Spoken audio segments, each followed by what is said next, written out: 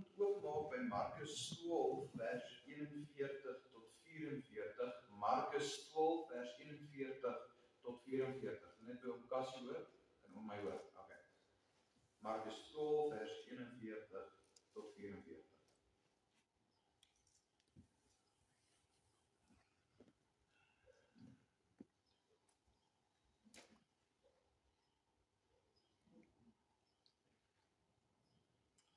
Net voordat ons lees, ons tema vir vanoggend is die hart waarmee jy gee. En net voordat ons lees, kom ons sluit net die oë en dan nader ons ook die Here.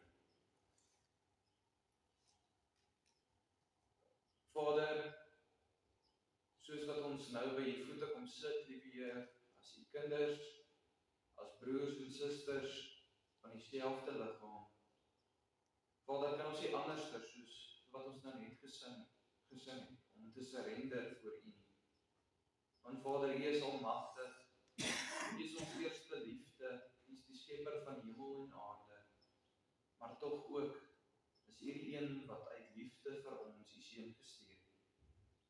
Sodat ons vanoggend hier kan sit in 'n verhouding met u, met 'n hongerte in ons harte, om op 'n dieper manier saam met u te wandel. En Vader, met hierdie hinker vir ons dan vanoggend, mag u Gees ons harte voorberei, ons denke, mag hy aan ons die kennis, die wysheid skenk, maar Vader, ook net sodoende alleenlik, nie net dat ons kan groei in u nie, maar op 'n vernuwe manier kan wandel saam met u, op 'n beter manier u kan verheerlik, maar ook sodoende om antwoorde te kry vir dinge in hierdie wêreld. Vader, ons weet, ons leef in 'n tyd waar die goddelose seevuur, maar tog help ons harte te oriënteer, dat ons altyd sal onthou dat ons geroep word vir hom. Ons word geroep om u werk te doen, om nie teen die wêreld te beklei nie, maar om vir die wêreld te beklei. En Vader, sodoende vra ek, mag u ons vul vanoggend met u liefde, en mag ons op 'n vernuwe manier in u seun se beeld vanoggend hier uitstap. Vra al hierdie dinge in u heilige naam. Amen. So ek lees vanoggend weer eens uit die 33 tot die 53 vertaling, Markus 12 vers 41 tot 44. En die opskrif sê vir ons, die almoes van die arm weduwee, vers 41. En Jesus het reg voor die skatkis gaan sit en gekyk hoe die skare geld in die skatkis gooi. En baie rykes het veel ingegooi. En daar kom een arm weduwee en gooi 2 geldstukkies in. Dit is 'n oortjie. Toe roep hy sy disippels na en sê vir hulle, voorwaar ek sê vir julle, hierdie arm weduwee het meer ingooi as almal wat in die skatkis gegooi het.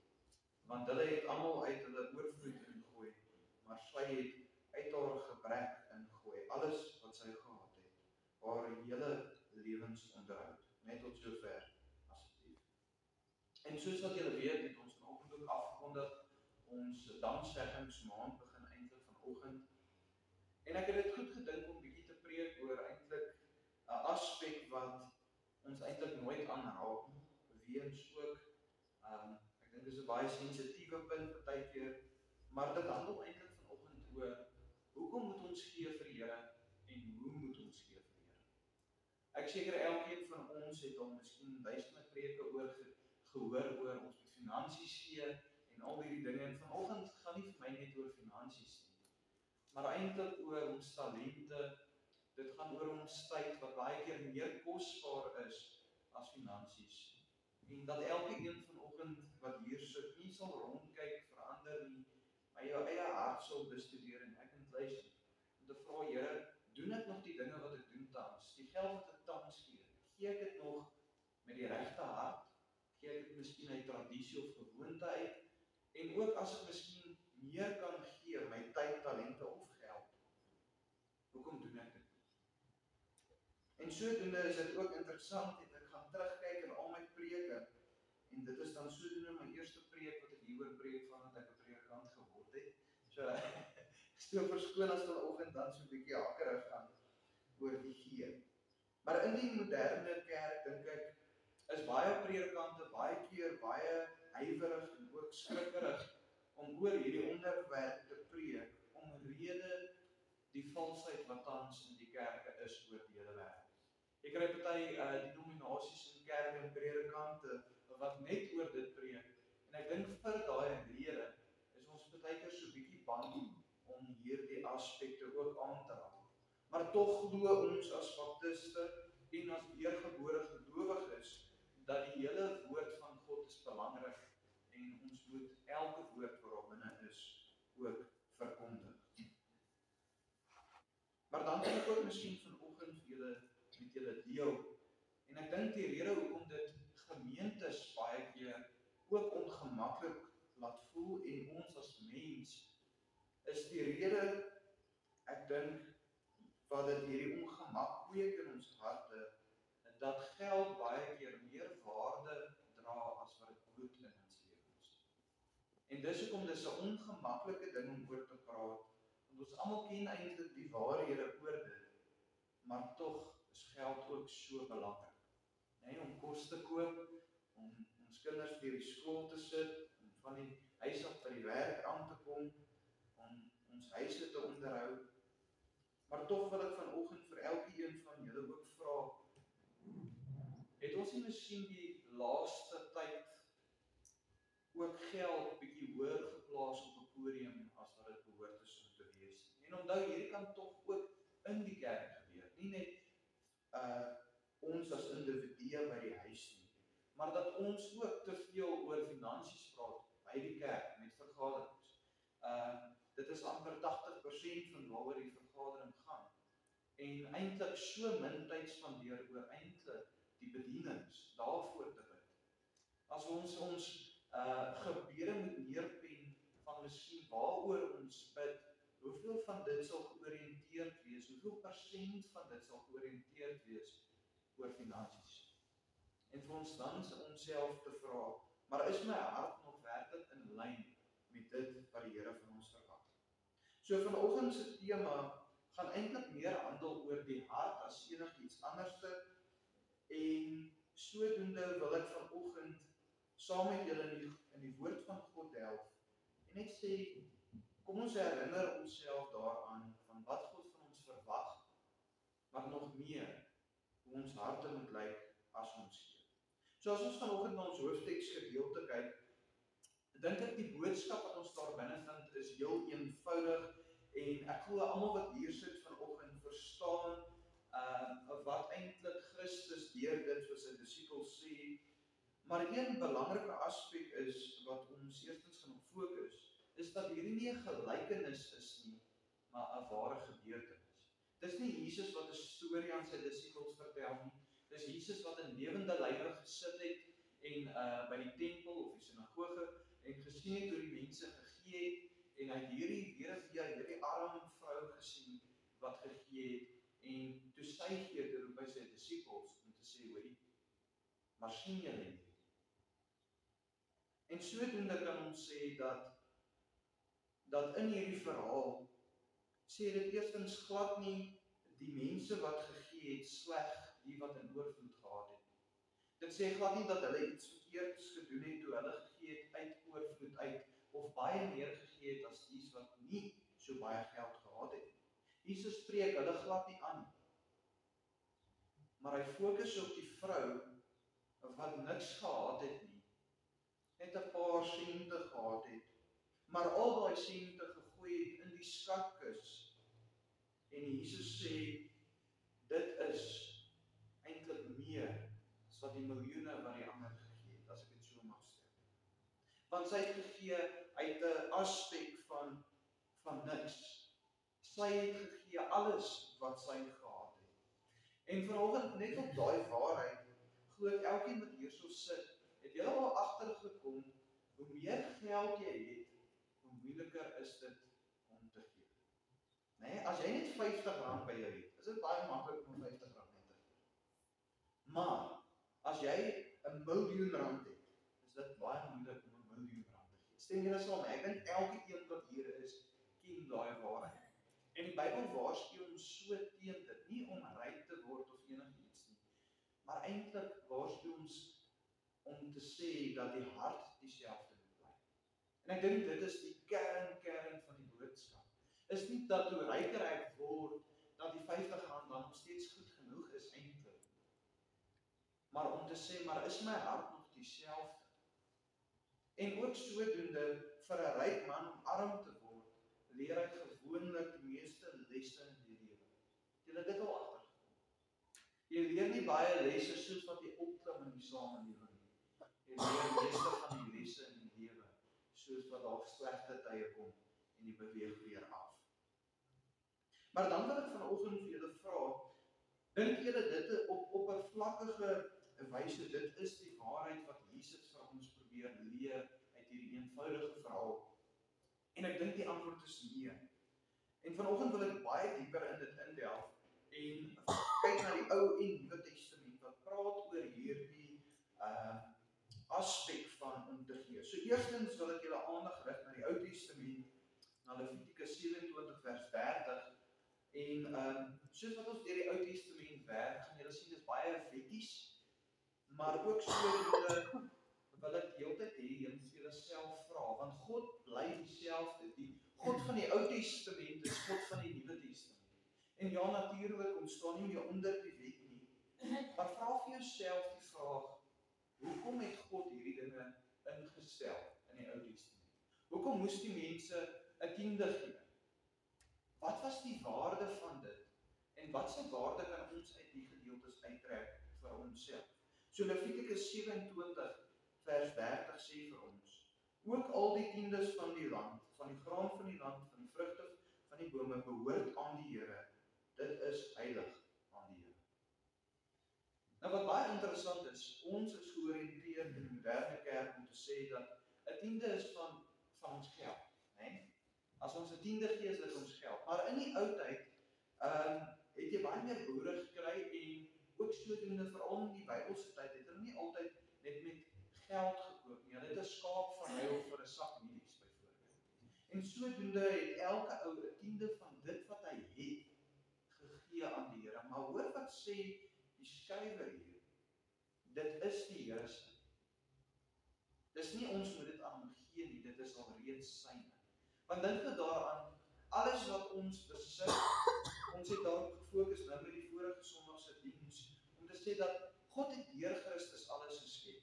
So alles is God se. Maar God sê 'n tiende in die Ou Testament van alles is alreeds myne wat jy moet vir my gee. Maak dit sin? So jy sien ons 'n klein verskil. En ook sodoende weet ek die term tiende maak nog ons baie mense so 'n bietjie ongemaklik, maar ons gaan nou 'n bietjie meer daarop uitbrei. Maar ons sien dieselfde prinsip kom op deur, dieselfde waarheid in Genesis 28 vers 22, waar Jakob 'n belofte aan God maak.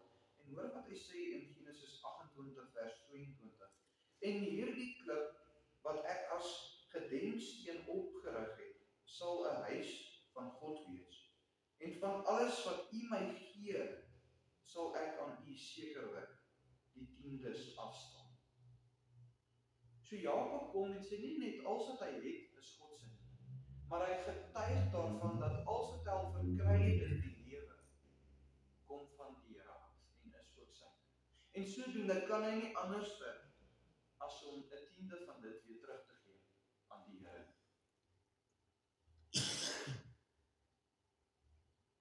Maar as ons dan die vraag vra oor, en ek dink dit is belangrik, hoekom was dit 'n tiende?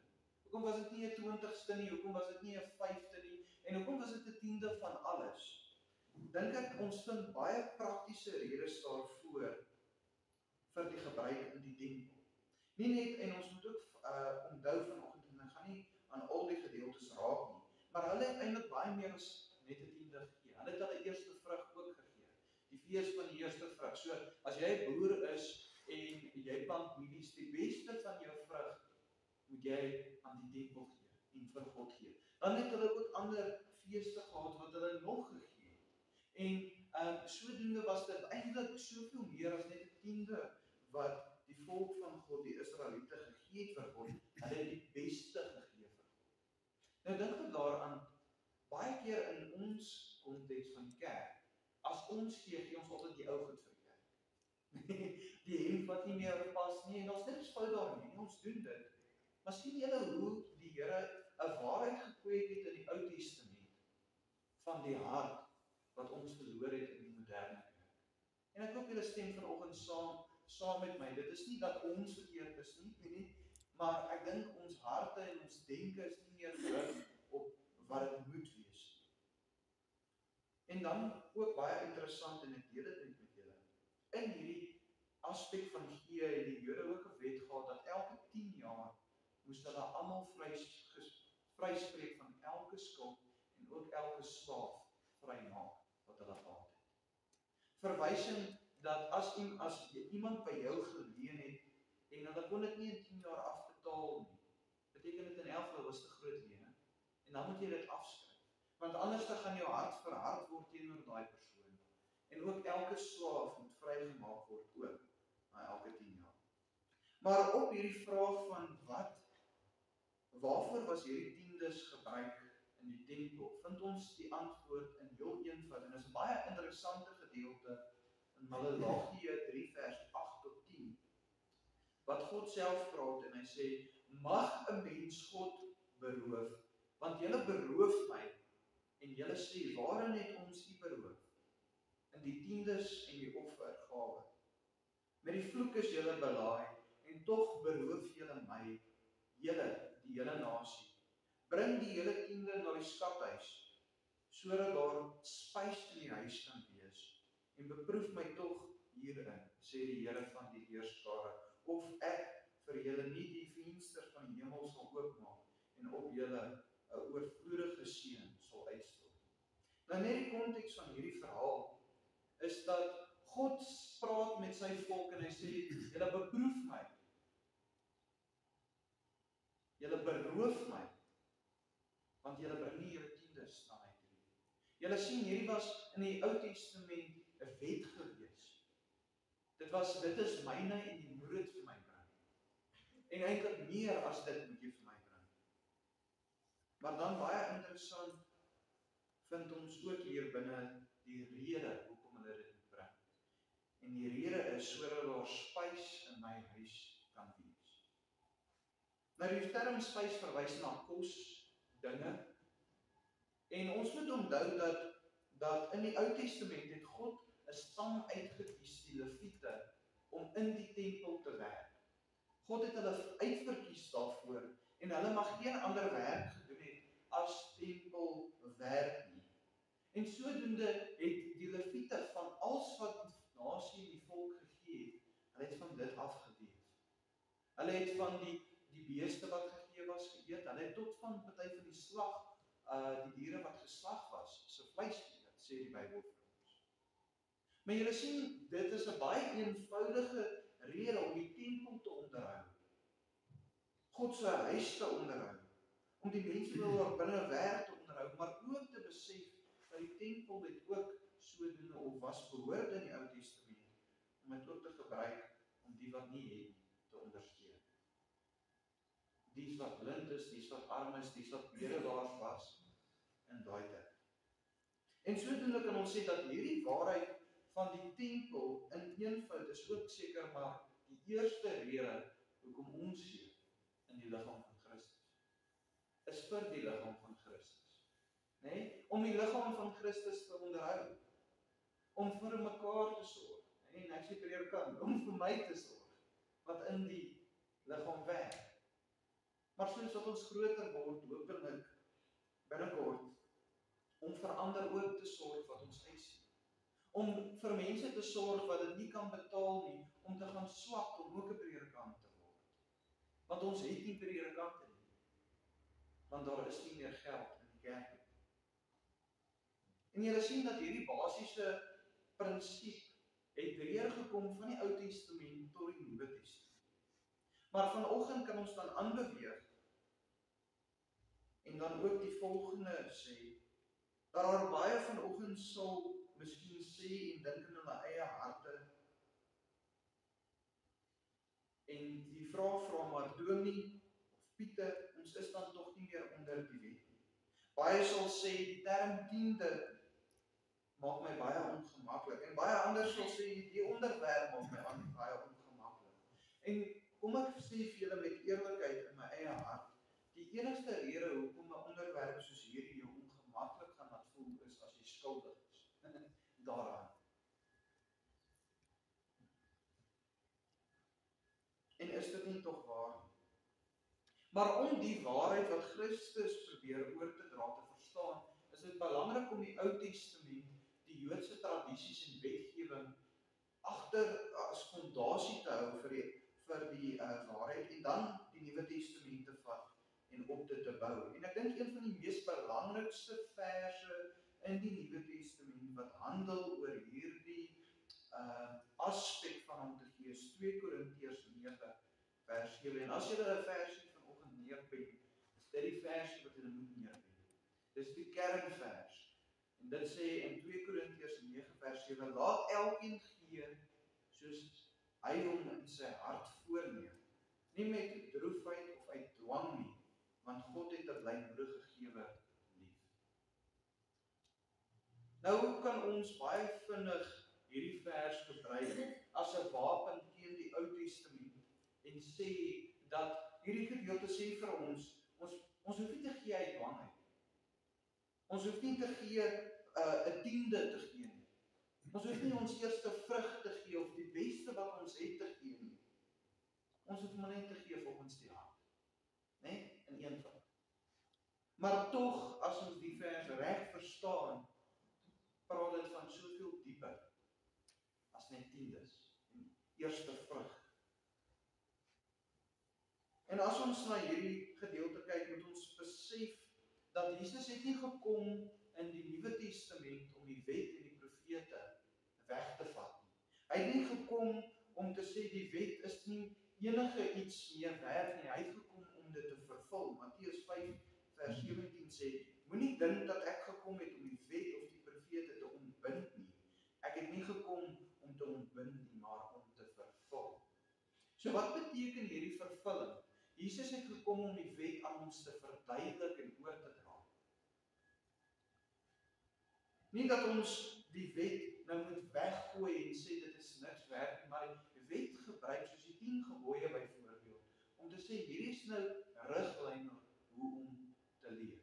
Ons mag nie moord pleeg nie, ons mag nie steel nie, ons mag nie egbreek pleeg nie, maar nou as ek die wet verbreek, beteken dit nie dat ek hel toe gaan nie. Maar Christus is die nuwe maatstaaf tussen lewe en dood en jy kan vergifnis verkry. Maar dit gee vir ons riglyne volgens wat gehoorsaamheid is en wat is nie. En dis hoekom 2 Korintiërs 9 vers 7 sê, ons moet volgens ons hart gee en nie uit dwang uit nie. Maar wat beteken die werk? En eerstens beteken die nie dat ons die vers moet gebruik om agter te skuil om te sê ek hoef nie te gee nie. Want en niemand kan my dwing om te gee nie. Maar eerder dat dit wat jy gee sal getuig van dit wat in jou hart aangaan. En een teoloog het geskryf oor hierdie, en ek deel dit met julle, was my 'n interessante perspektief.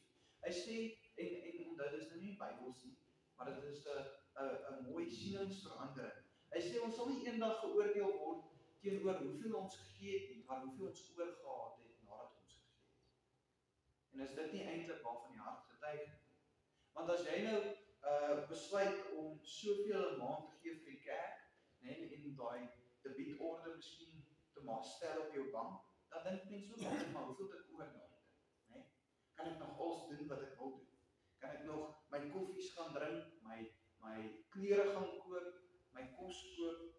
En eintlik sê hierdie gedeelte vir ons dat dit wat jy gee sal getuig van die hart. En dit wat oor is ook sal getuig van die hart.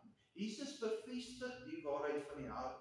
Matteus 6 vers 21 wat sê, want waar julle skat is, daar sal julle hart ook wees. En mense, waar is ons skat? Waar is ons skat?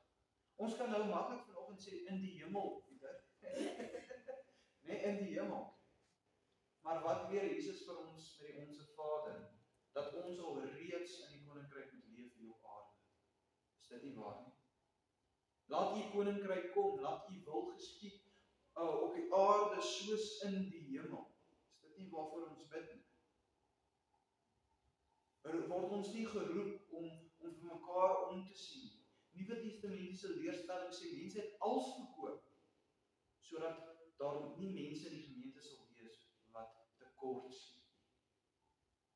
Nee, het ons nog daai harte. En dan baie belangrik. Ons is behoort om te gee, omrede ons lief is vir die Here. Omrede ons lief is vir mekaar en vir die medemense. En Jesus maak dit duidelik, en ek hoop julle sien vanoggend in die eenvoud, hoe alles wat Jesus sê nou in lyn val. Jesus gee vir ons 2 wette, wat so mooi volgens die waarheid van vanoggend beweeg, wat alle wetgewing en alle profete van die Ou Testament saamvat. Matteus 22 vers 37 tot 39. En Jesus sê, en Jesus antwoord hom, jy moet die Here jou God lief hê met jou hele hart, met jou hele siel en met jou hele verstand. Verwys dit met jou hele wese. Dit is die eerste en groot gebod. En die tweede wat hiermee gelyk staan, jy moet jou naaste lief hê soos jouself. Nou een ding wat ons moet besef is, nêrens in die Nuwe Testament praat hulle, en dit is waar, dat ons eerste vrug en tiendes moet gee vir die gemeente nie. Dit is waar. Want om 'n tiende te gee, net uit dwang uit as tradisie, beteken absoluut niks as die hart nie reg is, en dit is omrede jy lief is vir die Here. En Jesus kom hier en hy verduidelik vir ons die dieper betekenis om te sê, dat nou dat jy gered is Christus behoort om die middelpunt van jou lewe te wees. God is jou eerste liefde, en sodoende moet jou, dit wat jou dade is, getuig daarvan. Of dit nou tyd, talente, of eintlik al drie daai aspekte. Tyd, talente en geld. En baie keer, ek dink ook, julle weet, is dit makliker om geld te gee as om tyd en talente te gee. Ons is baie versigtig om vir die Here te sê, Here, gebruik my, omrede dit tyd vat. Maar die waarheid van liefde word nog duideliker gestel deur Paulus in 1 Korintiërs 13 vers 1 tot 3, waar hy die volgende skryf en sê, al sou ek die tale van die mense in Engels spreek en ek het nie die liefde nie, dan het ek 'n klinkende metaal of 'n lydende simbaal geword. En al sou ek die gawe van profesie hê en al die geheimenisse weet en al die kennis en al sou ek al die geloof hê sodat ek berge kon verset en ek het nie die liefde nie, dan sou ek niks wees. Dan vers 3 baie belangrik. En al sou ek al my goed uitdeel, en al sou ek my liggaam oorgee om verbrand te word, en ek het nie die liefde nie, dan sou dit vir my niks baat nie. So julle sien, vanoggend gaan werklik oor die rotering van ons harte. Om vir jouself te vra, en soos wat Jesus gepraat het van daai vrou, vanoggend preek ek nie oor ons moet meer gee nie. Dis nie waaroor ek preek nie, moet my nie misverstaan nie. Vanoggend vra ek, volgens dit wat jy het, gee jy werklik vir die Here volgens die hart, gevul met liefde. Want elke een, maak nie saak of jy 1 sent het, of miljoene het nie. Dit wat jy gee sal getuig van jou hart. En ek dink in die moderne kerk het ons ook mense lui gemaak in die kerk, om baie keer net bakkie aan te staan. En dis 'n waarheid. Ons het die prinsip wat ons vanoggend oor praat, gesteel by hulle, omrede ons net gee, en nooit daai mense die geleentheid gee ook om te gee. Ons het hulle lui gemaak in die kerk. En mense sodoende is dit baie belangrik, want ek weet, in Bloemfontein ook, waar ek vir jare saam met pa gewerk het, later het jy 'n hele gemeenskap, 'n hele kerk, wat nie een gee nie, maar wat net wil ontvang. En dis nie Christendom. Hierdie vrou, hierdie weduwee, hierdie verhaal, nie gelykenis nie, verhaal getuig van dit. En sodoende moet ons mekaar leer, dat maak nie saak hoeveel ek het, ek moet gee. My tyd, my talente en my geld. Mense, en ek hoop julle sien, dat altyd in Christendom gaan dit oor die rede hoekom ek iets doen. Wat is die rede hoekom ek vanoggend hier is? Wat is die rede hoekom ek vir iemand bid? Wat is die rede hoekom ek die woord lees? Wat is die rede hoekom ek gee vir die kerk? Want dit gaan nie eintlik altyd oor die daad nie, maar oor die oorsprong van die daad. Want onthou tot sonde is nie werklik eintlik georiënteerd volgens daarin. En wat ek daarmee bedoel is, moord pleeg om 'n lewe te neem, kan 'n sonde wees en ook nie 'n sonde wees nie.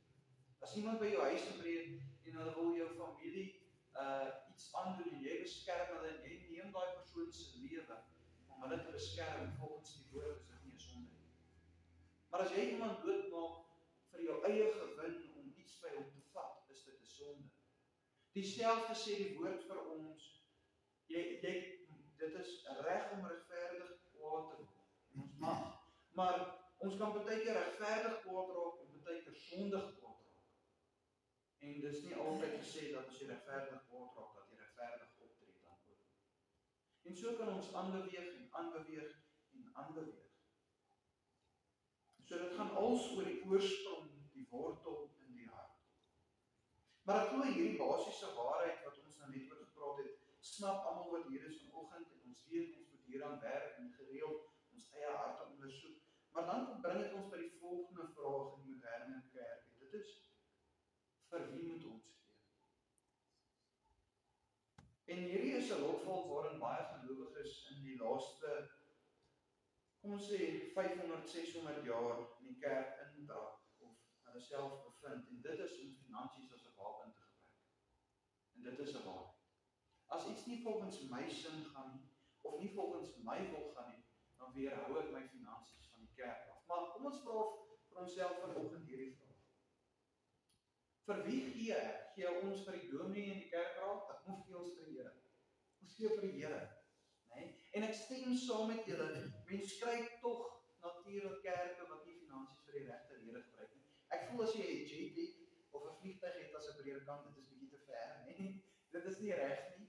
Of as ons hierdie groot paleise bou wat glad nie handel oor God nie, en is net hierdie prosperity preaching wat plaasvind, natuurlik is dit dan reg om nie te gee vir daai rede nie. Maar ons kan ook nie daai verskoning gebruik met elke kerk nie.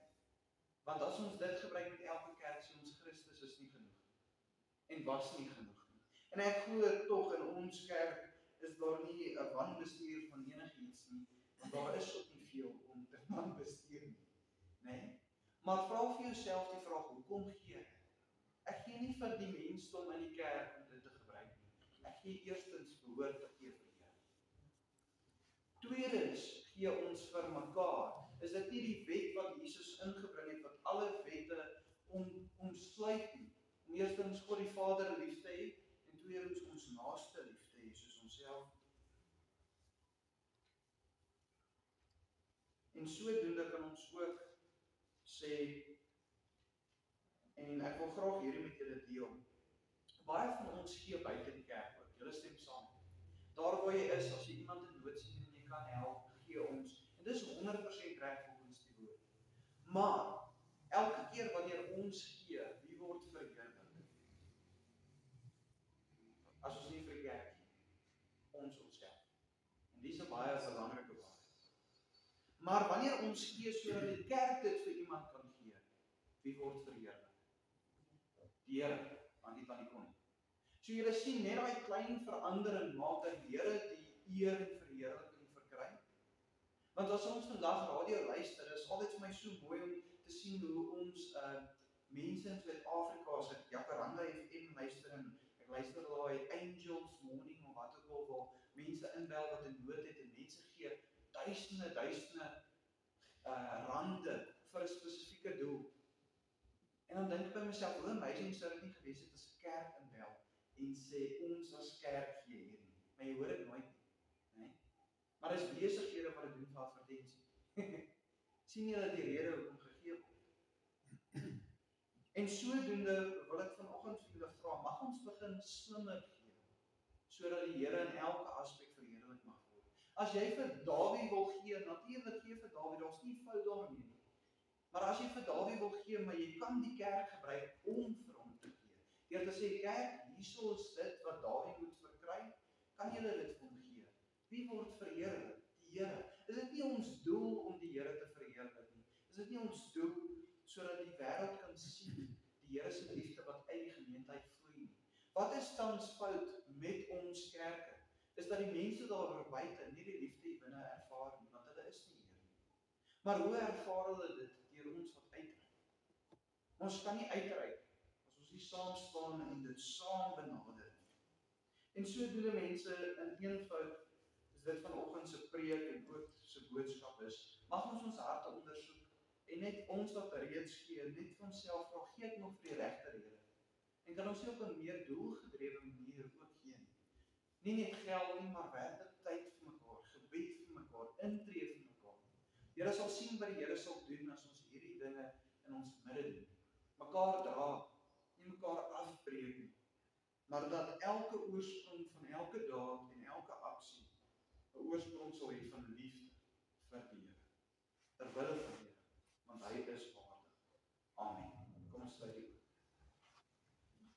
Vader, waar ons nou in eenvoud net u seun se woorde in ons harte dra, wat handel oor die hart, Heer. Vader, u woord maak dit duidelik dat ons eie harte die mees misleidendste ding is op hierdie aarde. Maar Vader, mag u ons harte in lyn met u woord maak. Mag u ons suiwer en louter, en dat ons op 'n meer doelgedrewe manier u kan verheerlik, en dat die wêreld daar buite dit sal raak sien. Dat ons sal besef dat u ons roep om nie uit dwang enigiets te doen nie. U het ons nie geroep om robotte te wees vir u nie, maar dat u vir ons 'n vrye wil gegee het om te kies om dit te wil doen. En Vader, sodoende vra ek vanoggend, mag ons as Springs Baptiste Kerk, mag ons as individue hier binne, as gelowiges, mag ons vanoggend kies om dit te doen. Mag ons kies om te gee, en mag hierdie die gedeeltes wat handel oor om onsself te sterf en ons lewe neer te lê vir u, mag dit al meer waarhede raak in ons lewens. Mag dit nie net woorde wees wat ons spreek nie, maar mag die daad ook daar agter wees. En Vader, as daar vanoggend iemand is wat miskien voel of hulle aangespreek word, Vader, ons prys u daarvoor, want dit is waarvoor u woord is. U woord het my ook vanoggend deur hierdie boodskap aangespreek, want ek dink nie een van ons kan ooit sê ons gee genoeg en ons doen genoeg ter wille van u seun. En Vader, sodoende vra ek, mag dit nie ons negatief maak nie, maar mag dit ons motiveer om meer en meer te doen vir u. Mag dit ons harte oriënteer om in lyn te raak met u woord en saam te staan om hierdie uitreiking in hierdie gebroke wêreld daar buite te doen. En Vader, sodoende vra ek nou, waar ons gaan oorbeweeg na die nagmaal. Vader, mag hierdie liefde in ons harte wees. En mag dit ook die middelpunt van alles wees. Van wat ons spreek, van wat ons uitdeel, maar ook sodoende van wat in ons denke aangaan. Vader, ek vra al hierdie dinge in u heilige naam. Amen. Dan vra ek net vir hom vrede om vorentoe te kom. Staan dan en ontvang die seën. Die Here is langs jou om jou in sy arms toe te vou. Die Here is agter jou om jou teen die aanvalle van die bose te beskerm. Die Here is onder jou om jou te dra as jy val. Die Here is binne jou om jou te lei met sy Heilige Gees. So seën die Here jou tot in alle ewigheid. Amen. Dankie julle.